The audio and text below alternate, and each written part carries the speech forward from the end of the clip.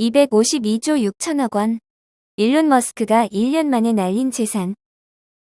미국 전기차 기업 테슬라와 SNS 플랫폼 트위터 최고 경영자이자 세계 2위 재벌인 일론 머스크가 인류 역사상 처음으로 2천억 달러의 재산을 날린 인물로 지목됐다. 미국 경제지 블룸버그는 머스크가 테슬라 주가 폭락으로 순자산 2천억 달러 감소를 겪은 역사상 유일의 인물이 됐다고 보도했다. 블룸버그에서 산출하는 억만장자 지수를 보면 머스크의 재산은 이날까지 1,370억 달러다. 여전히 세계 2위 재벌이지만 불과 1년여 전과 비교하면 재산은 반토막 밑으로 줄었다. 테슬라 주가가 정점에 이르렀던 2021년 11월만 해도 머스크의 재산은 3,400억 달러였다. 머스크는 보유 재산 2천억 달러를 기록한 사상 두 번째 인물이다.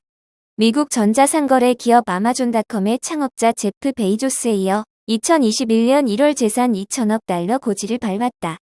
하지만 테슬라가 지난해 뉴욕 증시의 하락장과 온갖 악재에 휩싸이면서 머스크의 재산 가치도 증발했다. 세계적인 인플레이션과 공급망 차질에도 탄탄하게 성장했던 테슬라는 중국에서의 수요 둔화와 동절기 코로나19 확산에 따른 공장 가동 중단으로 생산에 차질을 빚고 있다.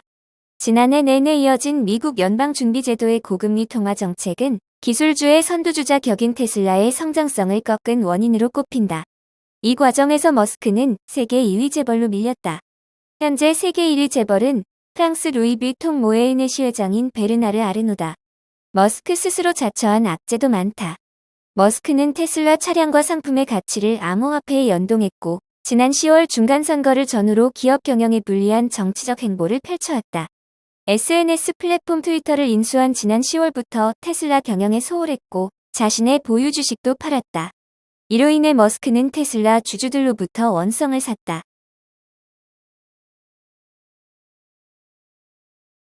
(2023년) 전기차 승자 테슬라 리비안 누가 될까? 전기차 대장주 테슬라와 제2의 테슬라 리비안 자동차가 지난해 그야말로 죽을 썼다. 테슬라는 70%, 리비안은 80% 넘게 주가가 폭락했다. 테슬라는 지난해 12월 한 달 동안 낙폭만 40%가 넘는다.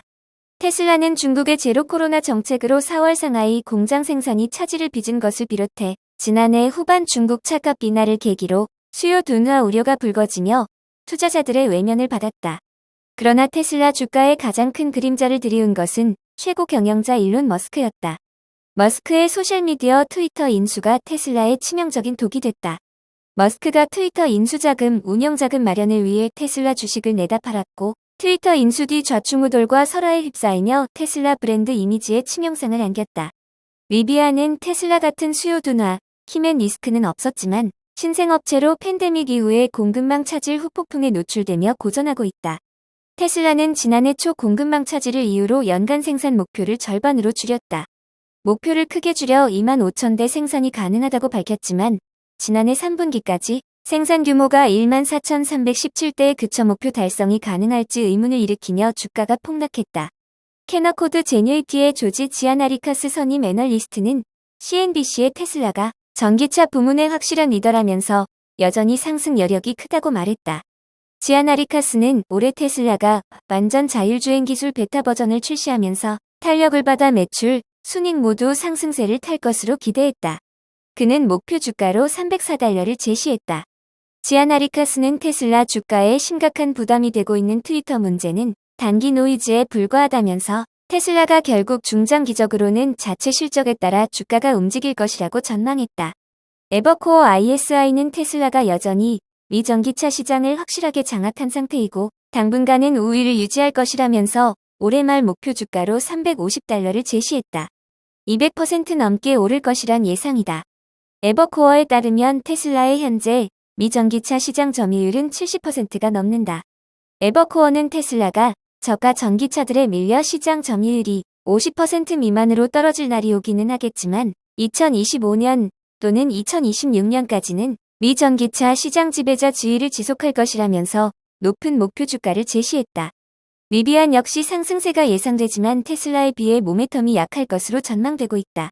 캐너코드의 지아나리카스는 리비안 목표 주가를 최근 61달러에서 55달러로 낮췄다. 리비안이 생산을 확대하고 품질도 높이며 경영 역시 개선하고는 있지만 공급망 문제에 계속 발목이 잡혀 있는 데다 거시경제 환경 악화에서도 자유롭지 못하다는 점을 이유로 들었다. 테슬라 주가가 올해 200% 넘게 폭등할 것으로 전망한 에버코어도 리비안에는 상대적으로 박했다. 목표 주가를 $35로 제시했다. 90% 넘게 오르는데 그칠 것이란 전망이다. 리비안보다는 테슬라에 베팅하는 것이 성공적인 투자가 될 것이라고 전문가들이 입을 모으고 있다.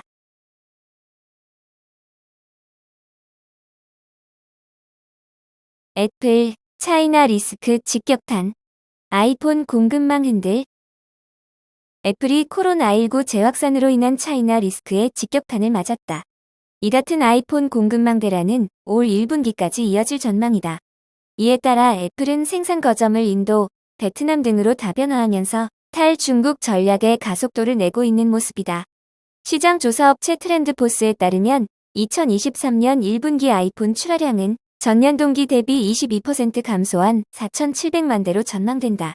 2022년 총 출하량에 대한 예상치도 7,810만 대로 하향 조정됐다. 애플은 그간 아이폰 프로 모델 조립을 폭스콘 정저우 공장에 독점적으로 맡겨온 바 있다. 그러나 지난해 10월 말 정저우 지역에서 코로나19 확진자 수가 급증하자 폭스콘 정저우 공장 가동률은 70%까지 하락한 상황이다. 애플은 폭스콘 외의 다른 글로벌 EMS 업체와의 계약을 통해 이 같은 위기를 극복해 나갈 방침을 세웠다. 그중 한 곳이 룩스시에어 정밀 산업이다. 트렌드포스는 미중 무역 분쟁 심화로 애플은 북미 시장 판매 수요를 충족하기 위해 중국 외 생산 기지에 의존할 수밖에 없게 됐다며 지정학적 긴장에 대한 우려가 커지면서 애플은 해외 생산 기지 수를 대폭 확대할 것이라고 내다봤다. 중국을 대체할 대표적인 국가로는 인도, 베트남이 꼽힌다. 애플은 내년 인도 공장 생산 능력을 현재의 2배 수준으로 확대할 계획이다. 베트남 공장에서도 아이폰 생산 라인 가동을 시작한 것으로 알려졌다. 전문가들은 중국과 미국의 무역 분쟁이 격화되는 상황에서 아이폰 전체 기기 생산 능력의 최소 30에서 35%가 인도와 베트남으로 이전할 것으로 내다보고 있다. 특히 인도는 올해부터 5G를 도입하면서 스마트폰 보급화가 빠르게 이뤄지고 있어 현지 내수 시장에서도 유리하다.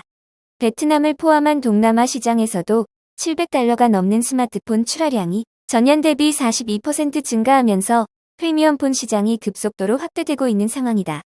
이미의 한국수출입은행 해외경제연구소 선임연구원은 애플은 중국의 코로나19 재확산으로 인한 생산 차질을 방지하기 위해 위탁 생산업체 다변화, 인도의 생산 물량 확대 등을 추진하고 있다며 이는 현지 시장 공략에도 유리할 것이라고 진단했다.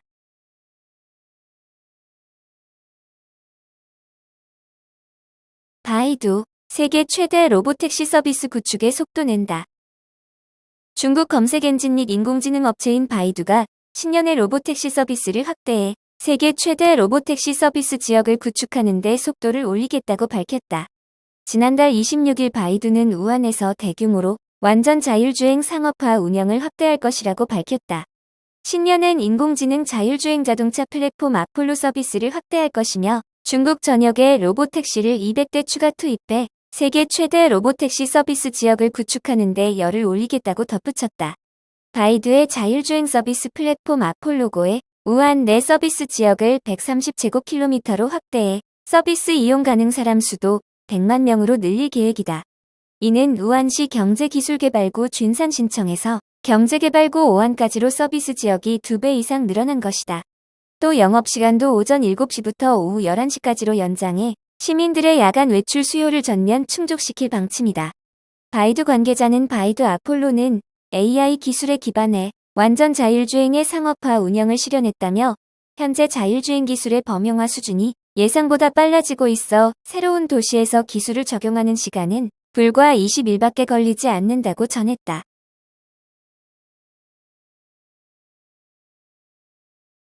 중국 전기차 니오, 덩치도 수익성도 커진다. 중국 대표 전기차 업체 니오가 4분기 인도 예상치를 낮췄지만 내년 성장성을 보이며 수익성 개선에 나설 것이란 기대가 나왔다. 업계에 따르면 니오는 지난 27일 니오데이를 열고 새로운 EC7과 재설계된 ES8을 공개했다. 앞서 내년 상반기 신모델 5종을 론칭하겠다는 계획을 실현하고 있는 모습이다.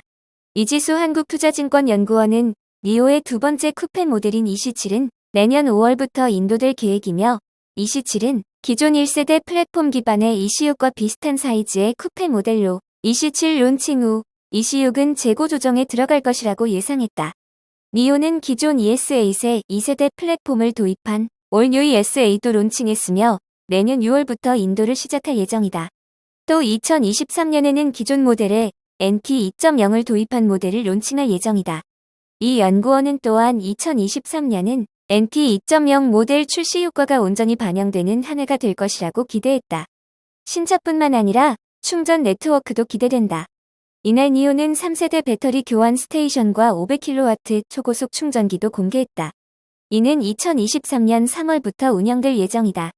니오는 2023년에 배터리 교환 스테이션을 중국 내에 1,700개 설치하겠다는 목표를 발표했는데 지난 26일 기준 설치된 스테이션은 1,287개다. 3세대 배터리 교환 스테이션은 최대 21개의 배터리를 저장할 수 있고 하루 최대 408회 교환할 수 있다. 니오가 이번에 공개한 500kW 초고속 충전기는 12분 만에 배터리를 10%에서 80%까지 충전할 수 있으며 5분 내 충전으로 200km를 주행할 수 있다. 니오의 초고속 충전기로 타 브랜드도 충전이 가능하며 타 브랜드 사용 비율은 80.5%를 차지한다. 물론 이날 니오는 4분기 차량 인도 전망치를 38,500에서 39,500대로 낮췄다. 43,000대에서 48,000대로 감소한 수치다. 오미크론 바이러스에 대한 우려 탓이다. 이에 주가는 급락세를 보이기도 했다. 이 연구원은 니오가 2023년 연간 판매량 전망치를 제시하지 않았으나 중국 내 렉서스 판매량은 초과할 것이라고 밝혔다고 언급했다. 그리고 렉서스 브랜드의 2021년 중국 판매량이 20만 대 수준인 점을 감안하면 니오의 성장세는 2023년에도 이어질 수밖에 없으며 규모의 경제 효과와 더불어 NT 2.0 도입으로 인한 수익성 개선도 기대되는 니오에 대해서 긍정적인 의견을 유지한다고 덧붙였다.